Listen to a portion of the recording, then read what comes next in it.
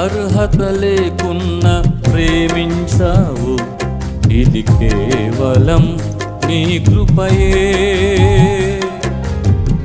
యోగ్యత లేకున్నా హెచ్చించావు, ఇది కేవలం నీ కృపయే.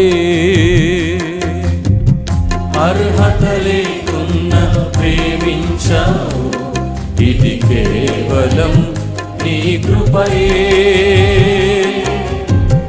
యోగ్యత లేకున్నా హెచ్చించావు, ఇది కేవలం నీ కృపయే.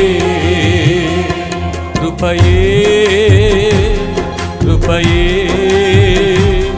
నేనేమై ఉన్నానో నీ కృపయే. కృపయే కృపయే నే బ్రతికి ఉన్నాను